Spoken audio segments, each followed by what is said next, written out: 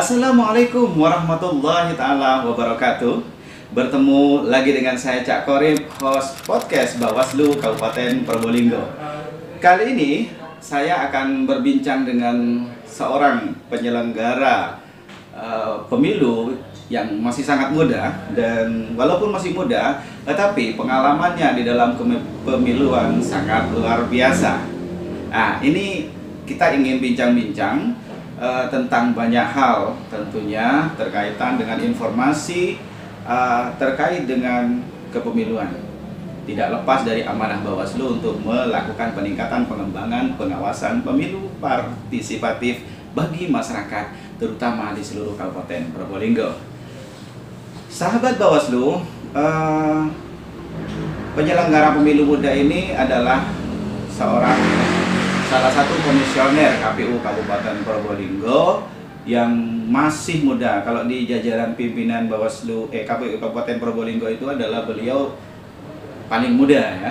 Oleh karena itu perlu kami ketahui banyak hal tentang profil beliau, dan tentu juga kita akan tanya tentang apa sih sebenarnya divisi beliau ini dan apa tugas beliau di dalam jajaran pimpinan KPU Kabupaten Probolinggo. Oke, mari kita simak. Assalamualaikum warahmatullahi wabarakatuh, Mas. Waalaikumsalam warahmatullahi wabarakatuh. Aan, kalau kita panggil nama kerennya itu Gus Aan. Gus Aan. Okay.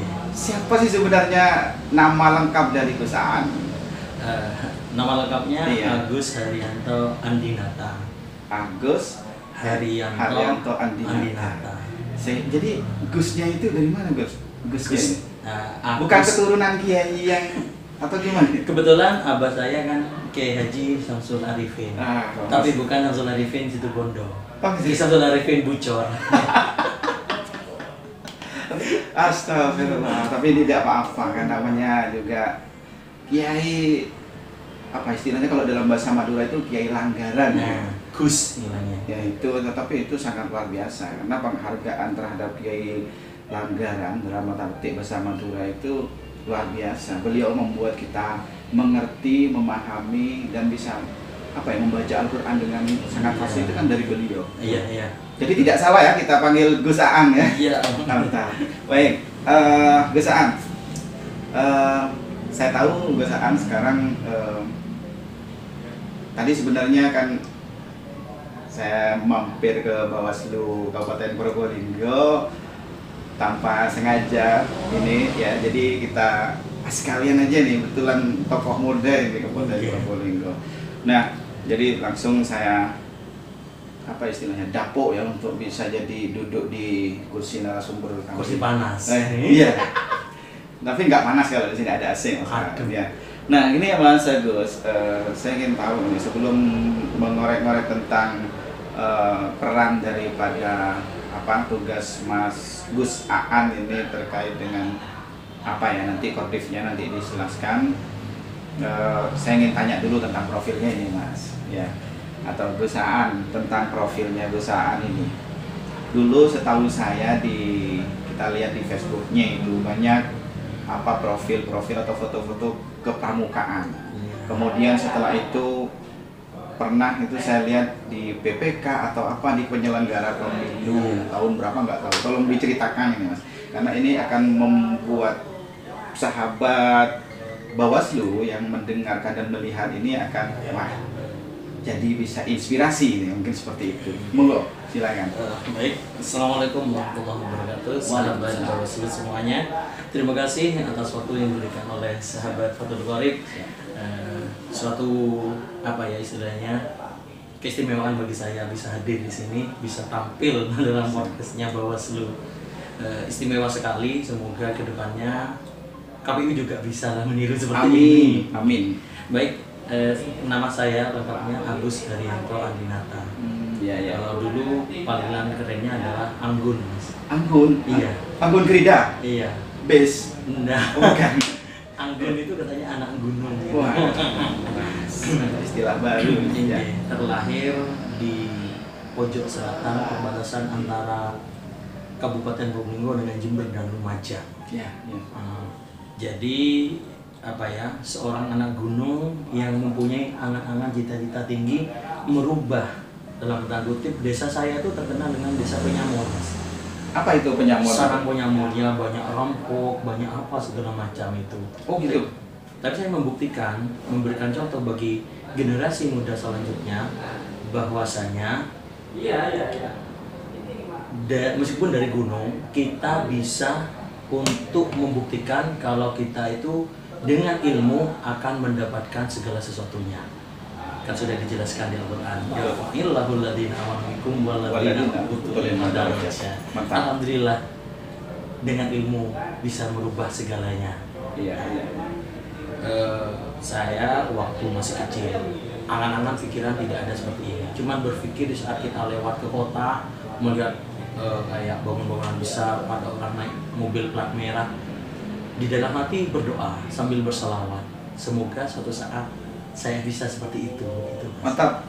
Wah, kemudian by the way sampai saat ini sudah menjadi komisioner KPU, banyak orang yang menginginkannya dan kesuksesan itu ada pada diri seorang muda Mas Gus Aan ini. Nah, singkat ceritanya itu dari kenapa kok bisa sampai bertengger jadi pimpinan KPU? Baik. Ceritanya. Ya dari awal memang ya restu orang tua lah, doa itu selalu mengiringi kita. Saya di bagian penyelenggaraan pemiluan memang berangkatnya dari titik terbawah.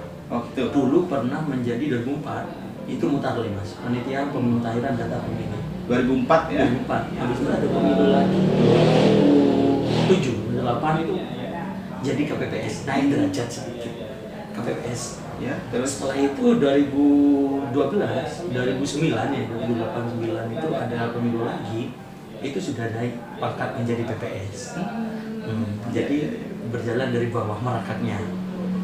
Kebetulan di pemilu kada kemarin terpilih menjadi PPK. Oh, PPK tahun 2017 ya. Okay. Nah, begitu ada seleksi KPU 2019 kemarin, nyoba sih dalam artian bukan pengen jadi sebenarnya, mencari pengalaman baru. Betul. Sejauh mana otomatis juga perekrutannya sangat menarik. Ya. Secara terbuka, CAT dan segala macam. Nyoba sih katanya nyoba pengalaman, ilmu yang saya dapatkan dari bawah apakah bisa di sini. Alhamdulillah dengan izin Allah dan juga restu orang tua, doa istri tercinta bisa mendapat duduk di tempat ini. Dan pada akhirnya berdampingan dengan teman-teman yang lain ya. Bahkan sudah salah satunya itu pernah jadi anggota Bawaslu dan ikut juga. Masaan luar biasa. Saya lihat dan saya tadi amati pengalamannya memang benar-benar berjenjang ya sebagai penyelenggara pemilu dari titik terbawah kemudian berproses sampai saat ini, luar biasa pengalamannya. Dan Mas Aan atau Gus Aan dari sekian proses dari awal sampai saat ini, apa yang kira-kira menurut Mas Aan itu yang harus diperjuangkan ketika itu, yang harus benar-benar wajadahnya itu atau berdarah-darahnya lah perjuangan untuk mendapatkan salah satu posisi di itu, apa kira-kira Mas? Ya, untuk proses kemarin di saat kita perekrutan ya ikuti dari awal, CAT segala macam, tes risiko kesehatan, kita ikuti saja. Jangan usaha ya sambil berdoa. Ya sebuah mukjizat lah sebenarnya sih. Iya. Alhamdulillah bisa sampai titik ini. Mungkin dari pengalaman saya sebelumnya di organisasi. Itu pengalaman-pengalaman yang memang harus kita gali, Mas. Karena tidak mungkin seseorang itu kemudian tiba-tiba sukses kayak lampu ajaib dari Abu Nawas keluar sukses gitu kan. Tidak, semua itu pasti Allah melalui proses. Masaan setelah menceritakan tadi. Cuman begini, dari sekarang yang sekarang menjadi seorang pimpinan KPU, kemudian pasti ada proses tempaan-tempaan ya kan, dari awal, dari sejak muda itu pasti ada. Saya yakin itu. Sebenarnya Mas Aan itu latar belakang sebelumnya itu apa sih, Mas? Saya aktif di kegiatan kepramukaan, Bang. Nah, ini menarik ini.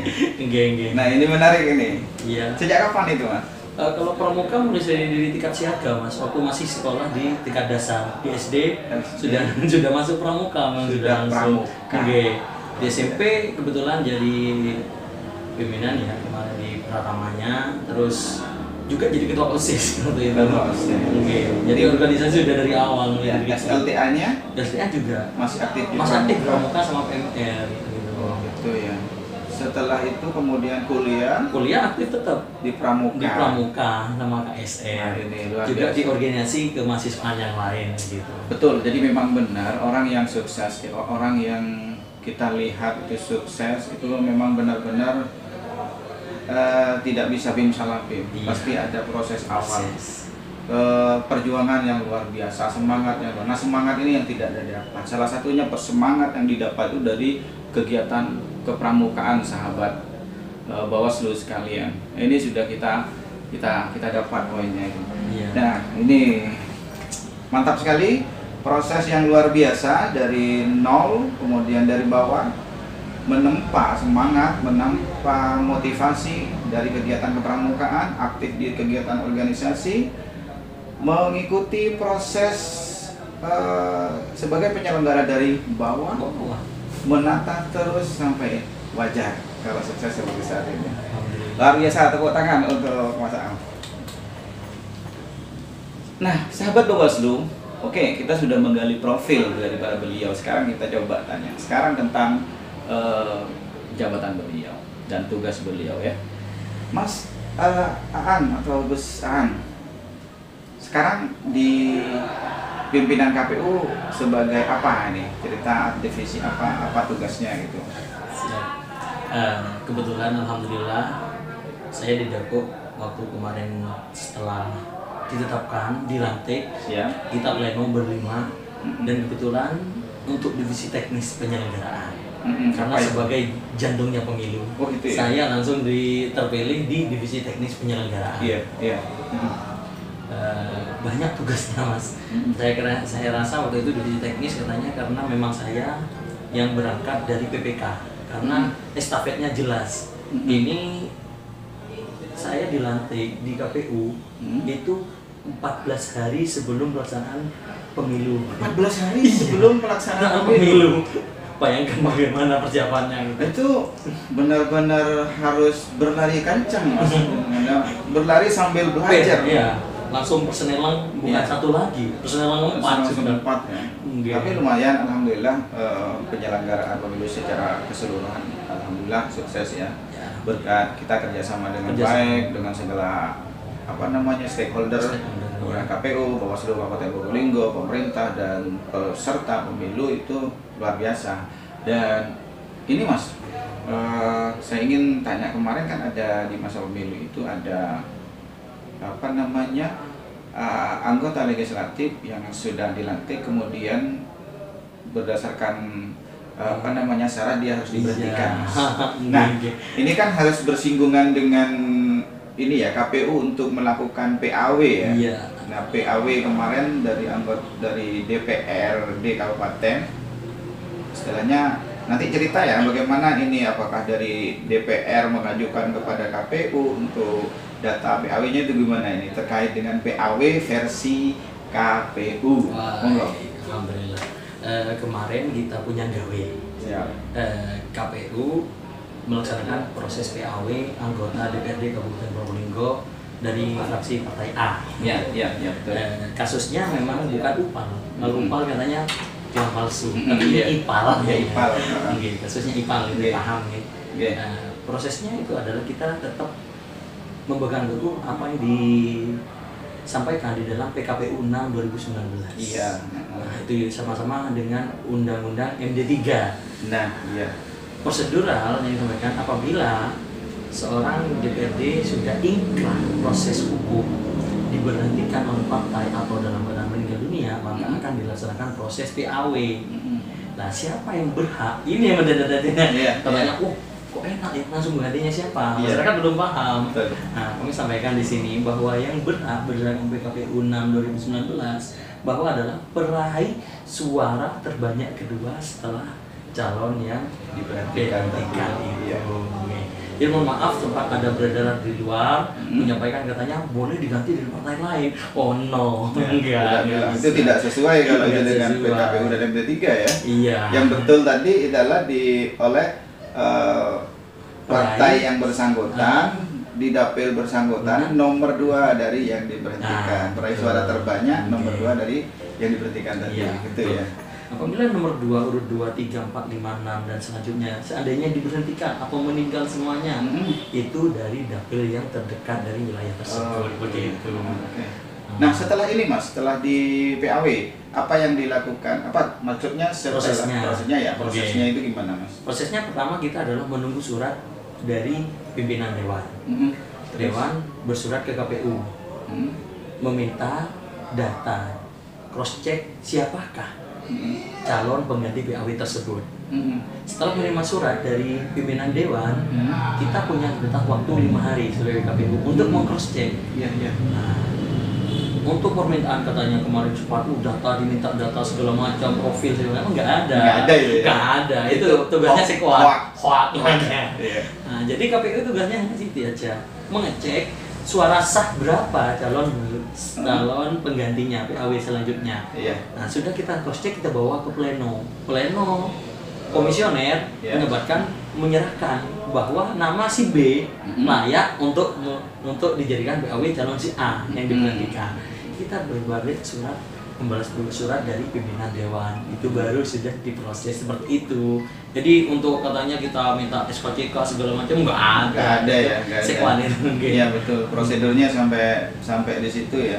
Jadi dari data menerima surat dari pimpinan dewan, kemudian dicari, kemudian sesuai dengan data yang sah, kemudian dilakukan pleno sesuai dengan data juga pemenang terbanyak nomor 2 yang itu, kemudian diplenokan, baru kemudian diserahkan kepada pimpinan dewan tadi. Itu ya, luar biasa sahabat Bawaslu, kita sudah mendapatkan informasi pencerahan dari salah satu pimpinan KPU tentang bagaimana PAW di ranah KPU Kabupaten Probolinggo, dan yang baru-baru ini kemudian pernah terjadi di Kabupaten Probolinggo.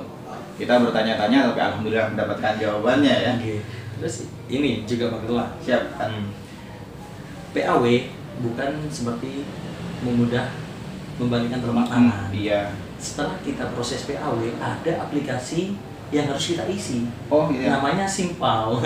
Simpau. Simpau, bukan angpau ya. Angpau, Simpau.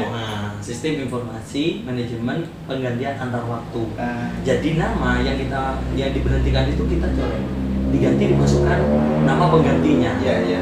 Nah, terus mohon maaf tanda kutip ada sebagian kabupaten kota yang tidak sinergi antara pemahaman dari Sekwan, kasih pemerintahan, Pemda dengan pihak KPU. Nah, makanya Gubernur Jawa Timur tanggal 22-23 ini di Madiun mengundang kami.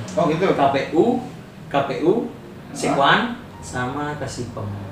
Kita duduk bersama menyamakan persepsi tadi. Tapi tidak ada gonjang-ganjing. Betul. Jadi akan ada rapat bersama dengan Ibu Gubernur ya, terkait dengan PAW tadi. Tapi Kabupaten Probolinggo tidak ada masalah kan PAW? Alhamdulillah. Sukses Mas Agon ya, saya bagus ya, luar biasa. Dan terakhir sebagai closing statement terkait dengan terutama masa pandemi COVID-19 Mas. Pesan-pesan dari Mas Agus sebagai pimpinan KPU Kabupaten Probolinggo. Kalau kita di sini menerapkan Mas, cuman karena saya ini ada kebetulan masker saya karena saya bicara dan Mas Agus tetap pakai ya. Karena itu kami tetap menggunakan protokol kesehatan, sahabat Bawaslu di kantor, di perjalanan. Cuman kita ingin tanya dulu tentang bagaimana pendapat pimpinan Bawaslu KPU Kabupaten Probolinggo, pesan-pesannya terhadap kondisi saat ini. Baik kepada masyarakat, khususnya kepada aparat, bahwa COVID-19 ini benar-benar adanya, bukan hoax dan segala macam. Ya kabar terbaru ini Mas, malah Cristiano Ronaldo, seorang atlet yang sangat terkemuka, juga terkena COVID-19. Tidak pandang bulu, padahal dia adalah seorang atlet Presiden Amerika. Donald Trump ya. Nah itu bukan kuat ya. Jadi tetap laksanakan, patuhi protokol kesehatan. Kayak KPU ini ada slogannya Mas, KPU lawan COVID-19 ini. Maskernya pun juga seperti ini. Jadi memang benar-benar kita jaga kesehatan. Dalam artiannya sebenarnya kita selaku muslim sudah belajar dari dulu. Dari artian dalam kutip tiada artian pemerintah seolah-olah katanya menakut-nakuti itu nggak ada. Tapi ini benar adanya. Maka marilah kesadaran dari masyarakat sendiri untuk mencegah penularan COVID-19 ini. Jika masyarakat sudah patuhi protokol kesehatan, insya Allah wabah pandemi ini akan segera berenya dari bumi kita tercinta ini. Terima kasih. Terima kasih Mas Aan atau Gus Aan, pesan-pesannya luar biasa. Ada esensi di sini tentang bagaimana peranan KPU dalam PAW tadi ya. Terima kasih. Dan yang terakhir sangat menarik, sahabat Bawaslu dimanapun Anda berada, kita tetap harus mematuhi protokol kesehatan dalam rangka pencegahan terhadap pandemi COVID-19. Apapun itu, maka kita tetap harus patuhi, menggunakan masker, kemudian juga cuci tangan dengan sabun dan air yang mengalir, jaga jarak seperti saat ini kita insya Allah sudah 1 meter ya. Terus kita jaga kesehatan dan berolahraga. Baik, Mas Agus, terima kasih atas kehadirannya dan telah memberikan penjelasan dan pencerahan kepada kami dan para sahabat Bawaslu. Dan sekarang kita harus salam protokol kesehatan. Salam protokol kesehatan. Terima kasih. Dan juga, Mas, luar biasa. Salam pramuka. Salam pramuka. Mantap. Salam pramuka. Baiklah, sahabat Bawaslu dimanapun Anda berada, itulah tadi perbincangan kami dalam podcast Bawaslu Kabupaten Probolinggo. Dan jangan lupa tekan like dan subscribe serta komen pada channel Bawaslu Probolinggo. Podcast Bawaslu Probolinggo terus akan mengudara dan akan mendatangkan para narasumber yang luar biasa. Demikian dari saya, Cak Korib, podcast Bawaslu Kabupaten Probolinggo. Wallahul muwaffiq ila aqwamit thoriq. Wassalamualaikum warahmatullahi wabarakatuh.